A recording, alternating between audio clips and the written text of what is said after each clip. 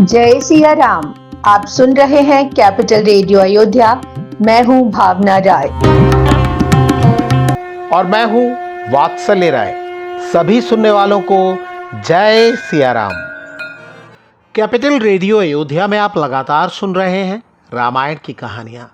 रामायण का अर्थ है राम गायन, यानी भगवान श्री राम की यात्रा। ये वो यात्रा पथ है जिस पर बढ़ते हुए राजकुमार राम मर्यादा पुरुषोत्तम भगवान हो गए। पिछले एपिसोड में हमने आपको कथा सुनाई कि भगवान राम को वन में छोड़कर दुखी सुमंत्र अयोध्या लौटे। अगर आपने वो एपिसोड नहीं सुना है तो हमारे YouTube चैनल और Facebook पेज पर जाकर सुन सकते हैं। उसका लिंक भी हम डिस्क्रिप्शन बॉक्स में साझा कर रहे हैं। अब आगे की कथा। गोस्वामी तुलसीदास जी कहते हैं, देख सचिव जय जीव कही कीन्हु दंड प्रणाम, सुनत उठेउ व्याकुल नृपति कहु सुमंत्र कह राम। सुमंत्र ने राजा दशरथ को दंडवत प्रणाम किया। राजा दशरथ ने उठते ही पूछा, राम कहाँ है? राजा दशरथ ने सुमंत्र को गले से लगा लिया। पूछत राव नयन भरी बारी, राजा दशरथ की आंखों में पानी भर गया। उन्होंने पूछा, हे मित्र सुमंत्र, बताओ राम कुशल से तो हैं? राम, जानकी और लक्ष्मण कहाँ हैं? उन्हें साथ लेकर आए हो या वो वन को चले गए? राजा दशरथ का हाल देखकर और उनके सवालों को सुनकर सुमंत्र व्याकुल हो गए। सुमंत्र कुछ बोल नहीं रहे थे। राजा दशरथ ने कहा, कुछ तो कहो सुमंत्र। राजा दशरथ कहने लगे, जिस पुत्र को मैंने राजा बनाने की बात कहने के बाद वनवास दे दिया और मेरी ये बात सुनकर भी प्रिय राम के मन में कोई विषाद नहीं हुआ, ऐसे प्रिय पुत्र के बिछड़ने पर भी मेरे प्राण नहीं गए।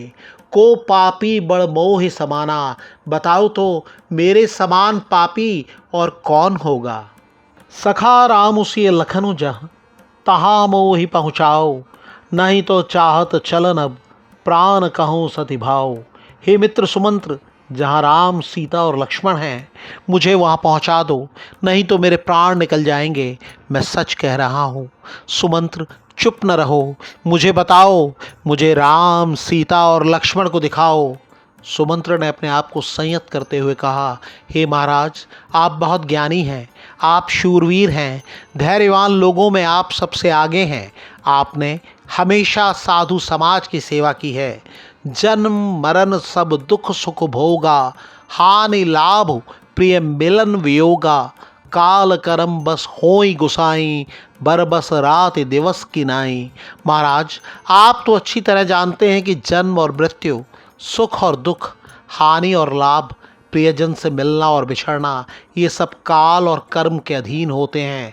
जैसे रात और दिन होते हैं, ये भी उसी तरह आते जाते हैं। हे प्रभु, आप तो जानते हैं कि जो मूर्ख हैं वो ही सुख में प्रसन्न और दुख में दुखी होते हैं। धीरजवान तो दोनों स्थितियों को एक सा ही समझते हैं। महाराज, आप शोक मत कीजिए।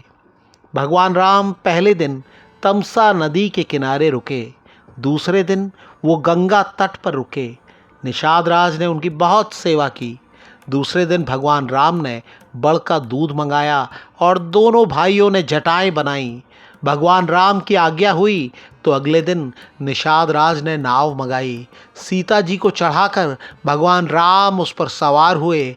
फिर लक्ष्मण जी भी नाव पर चढ़े। मुझे व्याकुल देख भगवान राम ने विनम्रता से कहा कि सुमंत्र जी, आप अयोध्या जाकर पिताजी को मेरी ओर से प्रणाम कहिएगा। सुमंत्र जी उनके पैर पकड़िएगा और कहिएगा, तात करिए जनि चिंता मोरी। पिताजी, आप हमारी चिंता मत कीजिए, आपकी कृपा से वन में हमारा मंगल होगा। तुमरे अनुग्रह तात कानन जात सब सुख पाए हो, प्रतिपाले आयस कुशल देखन पाए पुनि फिर आए हो। जननी सकल परितोष पर परि पाए करि बिनती घनी, तुलसी करे सोई जतन जही कुशल रही कौशल धनी। पिताजी, आपके आशीर्वाद से वन में मुझे सब सुख मिलेंगे। आपकी आज्ञा का पालन करके मैं आपके चरण दर्शन करने के लिए लौटूंगा। सब माताओं के पैर पकड़कर उन्हें समझाइएगा। सुमंत्र जी, आप वही कीजिएगा जिससे मेरे पिताजी कुशल से रहें। भगवान राम ने मुझसे कहा कि सुमंत्र जी, गुरु वशिष्ठ से कहिएगा कि पिताजी को ऐसे उपदेश दें जिनसे वो मेरे बारे में नहीं सोचें। सुमंत्र जी बोले, भगवान राम ने मुझसे कहा कि आप सभी से कहिएगा कि जिस बात से महाराज सुखी रहें सभी वही करें। भरत आए तो उनसे कहिएगा कि राजा का पद मिल जाए तो नीति न छोड़ देना। कर्म, वचन और मन से प्रजा का पालन करना और सब माताओं को समान जानकर उनकी सेवा करना। पिताजी की ऐसे सेवा करना जिससे वो मेरे बारे में सोच न पाएं। हे प्रभु, लक्ष्मण जी ने अवश्य ही कुछ कठोर वचन कहे, लेकिन भगवान राम ने अपनी सौगंध दिलाकर बार बार अनुरोध किया कि लक्ष्मण के लड़कपन को वहाँ न कहिएगा। सीता जी भी कुछ कहना चाहती थीं, लेकिन वो शिथिल सी हो गईं।